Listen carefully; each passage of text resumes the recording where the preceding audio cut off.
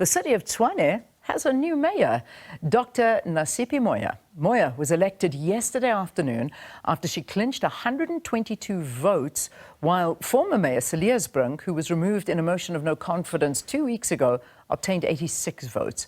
Moya was deputy mayor for 9 months before her election. Dr. Nasiphi Moya now joins us in studio to share her vision for the city. I'm so glad you came in. Nice to have you with us. Good morning, Leanne, and good morning to the viewers at home. It's such a pleasure to be here. So I'm going to start on a light note, because I was listening to something yesterday saying that you're taking off the heels and putting the sneakers on to get running. This morning, however, I see the heels on. Yes, so there are exceptions to this. There's exceptions. Yeah, I was told it could be 1 or 2 days a week, but the rest of the week you must be in safety boots or sneakers. Okay. Yeah, but the 9 months has pretty much been that way. I miss my high heels. And this is a thing. I mean, you're walking into a position that you've been in an acting position. And one of the comments that I've read is that you literally walked into a shambles. Help me understand that.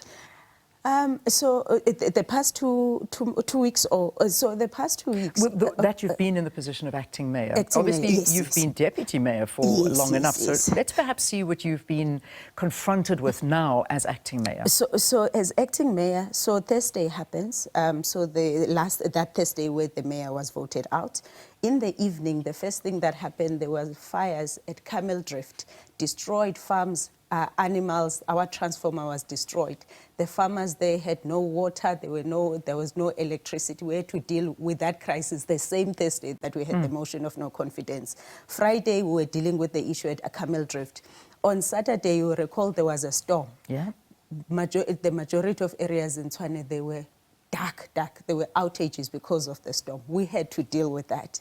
While we were dealing with that, Pyramid Station on Sunday night burnt down.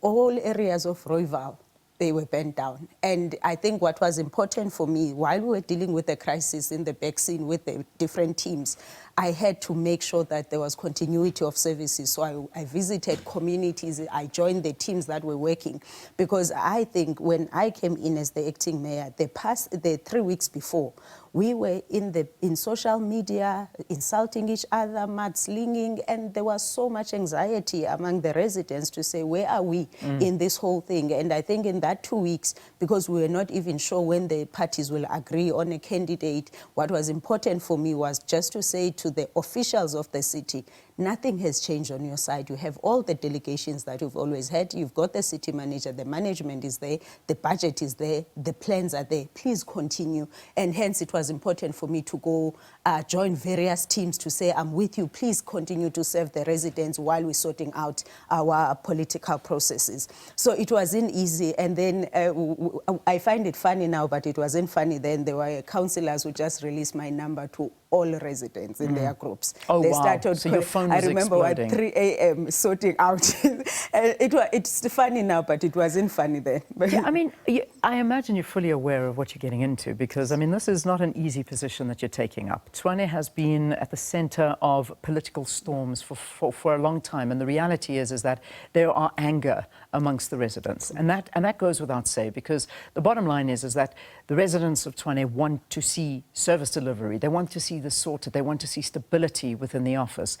The reality is that I wonder what the stability is going to look like under this kind of coalition between Action SA, the ANC, and the EFF. Yes. One would think that this was almost an impossibility. How are you going to temper the storms of what's happening behind the scenes, as much as you want to do your work? Yes. All of the fighting. Talk to me about that. So the basis in which we've negotiated was what was common among us, the interest that we had. We all said we're complaining about inequality in the services, where we feel, all these parties, that the services are not in the townships, they're in more affluent areas. I worked predominantly in townships as a deputy mayor because I was deployed in the Soshanguve, Winterveld, Mabopane, Garangwa areas. And because of my community and social development portfolio, obviously I had to work with the most vulnerable, which you find them in the townships. And I've seen this for myself. Hence, even in the budget, I fought that, we deal with the service delivery issues like sewer in Region 1, public lighting in those regions. So we then, when we were talking, we then said, what do we all want? We want want a city that delivers for all citizens or residents, and going to 2026, it's in our best interest for all of us to behave and serve the residents, because we will be punished in 2026 or 2027 when the elections come. So that was the basis of negotiating, and then we said, well, it can only be about positions when we negotiate. What is our governance framework? Then that was discussed by the leadership from various national, provincial and local government. And then we then said, should we not agree what is the framework that is going to allow us? Because we understand that we are a party with 19 seats, whereby EFF has 23, ANC has 75. So we understand that you have the mayor, but you're not the biggest party leading, which is quite unusual. But what I have confidence in is that they know me. We've worked together since 2016, and they've seen my work. They know my personality. So it's not that they don't know me. So when they forwarded and affirmed my name, it's not on the basis that they're just putting anyone. They're putting someone that they know how I work. Yeah. So we were quite frank about how we're gonna resolve conflicts, because they must be behind the scenes. And we spoke about that, what is going to be our consultation mechanisms, because we must go to MECO, we must go to council. But when we get outside the boardroom and the MECO setup, the residents can never feel that we are not taking care of their interest. Instead, we're fighting for our own interests. So I want to just quote what the former mayor, Cilliers Brink, had to say, who is the DA's caucus leader in council. So I'm just quoting, this is from the Business Day, saying, she will not be in power. Her strings will be pulled by the ANC's Gauteng factions and the EFF. This is not a commentary on her skills or qualifications. She was a capable deputy mayor in the Tshwane multi-party coalition, which her party brought to a fall. Having delivered Tshwane to the ANC and the EFF, Action SA will become insignificant in the battle for resources, and has also taken place in other cities where the parties govern together. What's your response to that? One, patronizing, but okay. Yeah, very patronizing. I mean, fair enough. That is something I imagine that you have to deal with. You're the second female mayor in this, and you will be dealing with a lot of this. But is there truth in what he's saying? Yes, based on what has happened in other metros. I think there is truth, because we've seen it in Ekurhuleni, we've seen it in Joburg. But I think it's difficult to convince the residents that this will work until we get to work. For sure. And I think from where he's coming from, obviously he would have loved to continue. But his speech in council gave me comfort when he said, even if we're not in government, we're going to cooperate, we're going to be a constructive opposition. That gave me comfort. Good. From what. So when I saw that, I was like, well, it's fine, I'll take it. I'll take what he said in council, because we're under oath. So he didn't lie in council. Yeah. But what happens on Twitter... you know what? My advice is ignore it. No. Ignore and get to work, because these are the people that count. And shall we take some questions from the viewers, because that's why you're here. That's why you're wearing the chain, and you are the first citizen of Tshwane. So here we go. This is from okay, I'm not even going to try pronounce the name, but it's Mr. Stelo saying, what will be her first priorities or deliverables that we can measure and hold her accountable after 100 days in office? Incentivizing employment, cleaning up campaigns for the townships, fixing potholes, clean water supply, especially Hammanskraal, etc. And water, I imagine. Yes. What's that number one priority? Number one priority, we need to look at delivering that water in Hammanskraal. Okay. That is a low-hanging fruit. We've got the commitment of the Department of Water and Sanitation. They've paid for the project. All we need to do is to make sure that the water, so we're commissioning next week. I'm going back to the plant next week, but the commitment, remember the initial date was September. It was then moved because they encountered a rock. Now it has moved to October. So by end of October, the first area is going to get the supply of clean water in Hammanskraal. So that for me is the first, absolute first. But that is end of October. Starting next week, early next week, I've already asked the city manager to prepare the true State of the City report. Yeah. That once we announce the executive, which should happen by Monday, the first briefing should come from the administration to say this is where we truly are. I have the advantage of having been in the MACO, and I know what is happening, but the people that are coming, we need to be able to manage their expectations based on the reality. Because we've been saying things, this is what is wrong, this is what is right. So the first thing is the issues of the fiscus. We need to build the fiscus of the city, and the political leadership that we're negotiating, they gave us a deadline that within 4 weeks we should be able to present a turnaround strategy to the residents of Tshwane based on the assessment that we would have done.